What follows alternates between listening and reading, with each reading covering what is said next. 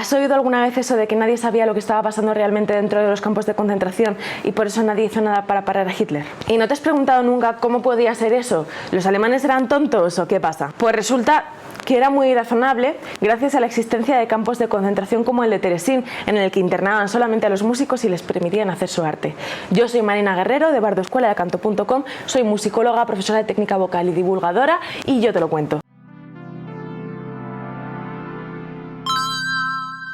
En 1941, Hitler ya había autorizado el exterminio masivo de judíos a través de campos de exterminio como el de Auschwitz. La Cruz Roja Internacional empezó a sospechar de esto, evidentemente, así que necesitaban lavar la imagen del Führer como fuera. Para ello crearon campos de concentración de propaganda, como por ejemplo el de Terezín. Terezín es una ciudad militar en la que vivieron los Habsburgo, los propios nobles que gobernaban Europa en aquel entonces durante un montón de tiempo. Dentro de sus murallas había tiendas, bares, casas. La verdad es que estaba bastante bien y además estaba situado entre colinas en un lugar idílico a solo 60 kilómetros de Praga. Además de ser muy bonito, enviaron allí a toda la élite cultural judía, filósofos, arquitectos, estaban allí las hijas de Freud, las hermanas de Kafka, vamos, era como una auténtica ciudad de los famosos. Cuando la Cruz Roja por fin se molestó en ir a ver las condiciones en las que estaban los campos de concentración y llegó a Terezín, lo que vio fue que habían alimentado abundantemente a los presos, que les dejaban hacer actividades culturales, organizaron un gran concierto, dieron incluso una ópera con niños pequeños. ¿Qué puede haber más bonito y más inocente que una ópera con niños pequeños? La Cruz Roja se quedó impresionada y dijo, pero si en los campos de concentración no pasa nada, pero si son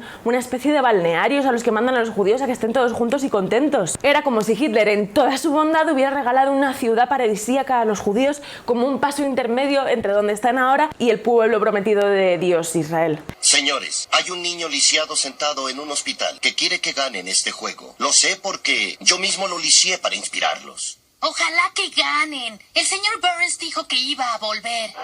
De esta manera quedó confirmado que todos los rumores sobre que Hitler estaba maltratando a los judíos y sometiéndolos a trabajos forzados en los campos de concentración eran completamente falsos. De hecho, cuando un judío recibía la noticia de que iba a ser internado en Terezín, se ponía sus mejores galas porque pensaba que iba a asistir al evento de su vida y que iba a conocer a un montón de famosos. Cuando entraba allí, la realidad era completamente diferente. Morían entre 50 y 100 personas al día de frío, enfermedades, de hambre, morían de infecciones súper tontas porque no les dejaban acceder o guardar medicamentos, y si se saltaban alguna de las normas, la pena era la muerte. Pero es que lo peor que les hacían a los judíos de Terezín es que elegían a una élite de judíos, a una serie de ancianos que tomaban las decisiones del campo de concentración, y una de las decisiones más importantes que tenían que tomar todas las semanas era seleccionar 1000 nombres de los internados en el campo para mandarlos al tren de la muerte, a campos de exterminio. Hay un libro muy interesante que te dejo aquí que habla de cómo en una ocasión tuvieron que tomar la durísima decisión de enviar a un coro completo de niños a Auschwitz. Claro, de esta manera están como intentando que la responsabilidad de la muerte de los judíos recaiga sobre los propios judíos, cosa que nada más lejos de la realidad, porque les obligaban y les daban privilegios a cambio para hacerles sentir peor, pero es que muchas veces esos privilegios eran la diferencia entre poder seguir viviendo o no. A veces te daban una medicina, a veces te daban una comida para tu hijo que se estaba muriendo de hambre, o sea que realmente no tenían otra opción.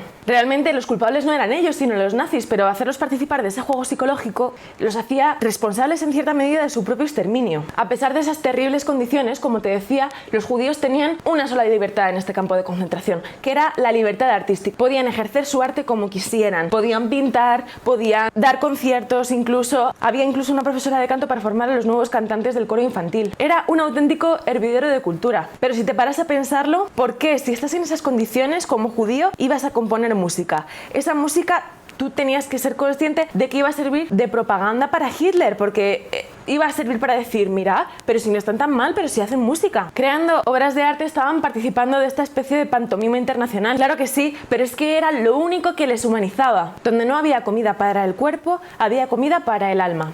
Este es el único motivo por el que muchos artistas continuaron con su actividad artística dentro de los muros de Terezín. ¿Tú qué habrías hecho? Déjamelo en los comentarios. Me interesa mucho este debate particularmente.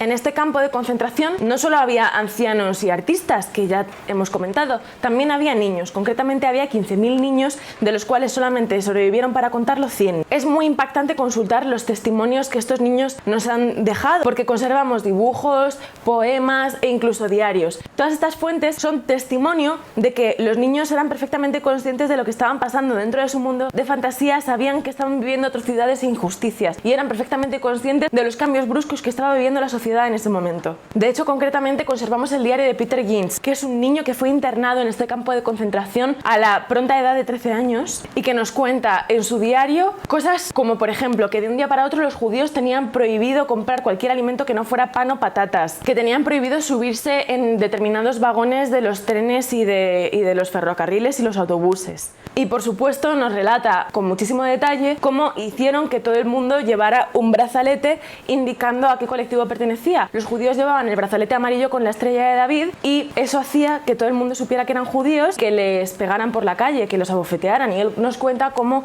él intentaba esconder el brazalete para que nadie se diera cuenta de que era judío y evitar así que le agredieran físicamente. Estos niños es cierto que a partir de los 14 años trabajaban en trabajos forzados agrícolas e industriales dentro de los campos de concentración, pero antes de esa edad también servían, porque servían como propaganda. Cantaban en coros infantiles o incluso hacían óperas. Que los niños fueran capaces de hacer óperas dentro de los campos de concentración fue un elemento de propaganda impresionante también. Esto nos lleva a hablar de Hans Krasa.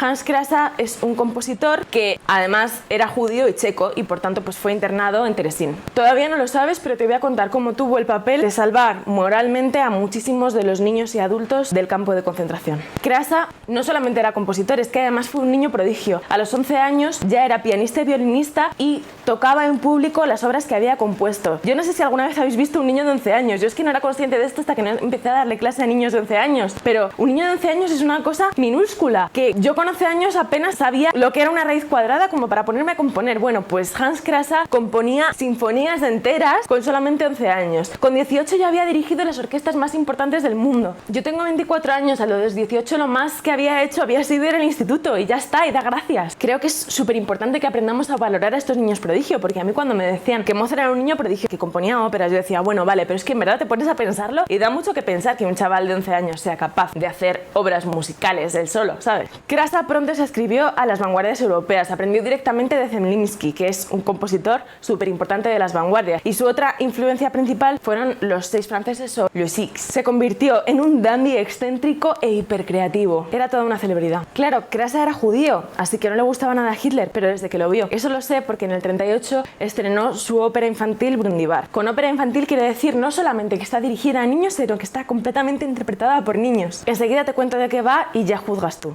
La cosa es que entre unas cosas y otras terminó en el campo de concentración de Terezín, tanto por ser judío como por manifestar abiertamente su ideología antifascista. Y allí fue uno de los principales encargados de organizar las actividades culturales dentro del campo. Para subir la moral de los niños decidió estrenar allí también Brundibar, esta ópera infantil, en el campo, y tuvo muchísimo éxito. Se representó en total 55 veces. O sea, imagínate representar la función del cole 55 veces, en realidad es bastante. Brundibar en checo significa el abejorro. Es una historia que toma elementos de los cuentos populares como Hansel y Gretel o Los músicos de Bremen. Los protagonistas son 2 hermanos, Aninka y Pepisek, que en español son Anita y Pepito, que son huérfanos de padre y su madre está muy enferma. Y llega el doctor y les dice que le tienen que dar leche para que se ponga bien, pero no tienen dinero para comprar la leche. Así que se van a la plaza del pueblo a mendigar dinero. Pero en la plaza del pueblo hay un organillero, es decir, una persona que toca el organillo, que se llama Brundibar y que es el villano de nuestra historia porque coge a los niños y los echa porque se cree que la plaza es suya. Los niños, con ayuda del resto de los niños del pueblo y de una serie de animales, un perro, un gato y un gorrión, consiguen echar a Brundibar y se ponen a cantar todos a coro una nana preciosa, así que consiguen recaudar el dinero para la leche para la madre de Anita y Pepito. Pero por supuesto vuelve Brundibar y les roba el dinero. Entre todos consiguen pillarlo, le quitan el dinero, consiguen evitar que peguen a Anita y Pepito y hay un final feliz, en el que por supuesto todos cantan a coro. Ivan Fischer, que es otro compositor que estaba internado allí, dice que allí todo el mundo sabía que Brundibar representaba a Hitler. Además, la idea del bien venciendo sobre el mal era bastante motivadora para el pueblo judío. Pero es que les dejaron representarla y además grabaron la ópera para incluirla en un documental para dar propaganda de lo buenos que son los campos de concentración. ¿Cómo pudo pasar esto? Muy sencillo. Los nazis no sabían checo y la ópera está en checo y en hebreo. Jugaron un poco con esto. También eso fue malo porque los alemanes que estaban en el campo de concentración no entendieron la ópera y no pudieron acceder a ella. Pero pues los que sí la entendieron tuvieron ahí un elemento moralizante muy importante.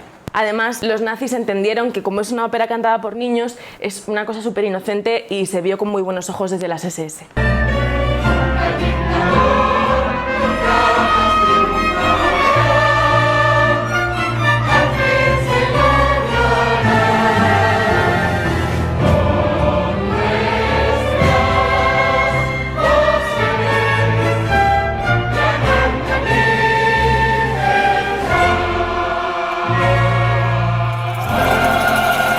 Esta ópera, por si quieres consultarla, está en YouTube completa con subtítulos. El Teatro Real de Madrid la representó por última vez en 2009, pero no la ha vuelto a hacer, lo cual quiere decir que quizá no está tan dentro del repertorio operístico. Además, no tiene ningún área que tú reconozcas y demás. Sin embargo, yo creo que merece la pena escucharla porque es un tesoro, es una obra preciosa. En 1944, Hans Krasa, el compositor de esta ópera, fue enviado a Auschwitz y allí fue asesinado junto con otros compañeros suyos, también compositores que también habían estado en Terezín, como Gideon Klein. Krasa solamente tenía 44 años cuando lo asesinaron. Quizá por eso no ha pasado tanto a la historia del repertorio del canon. También porque yo creo que de todos estos compositores judíos se ha intentado dejarlos un poquito a un lado para intentar olvidar quizá que todo esto pasó, lo cual no me parece nada justo. Con este vídeo he intentado concluir un poco este contexto histórico que necesitamos para hablar de la música después de las dos guerras mundiales, que como han sido dos guerras tan atroces, han marcado muchísimo la música que escuchamos actualmente incluso. Y creo que es lo más interesante, hablar de la música actual, porque ¿para qué voy a hablar de Vivaldi y de Bach si de ellos ya está todo dicho? Por eso necesito que tengas en tu repertorio todos estos conocimientos, para que puedas comprender lo que va a venir después. Ahora que ya conoces un poco la situación de todos estos judíos en los campos de concentración,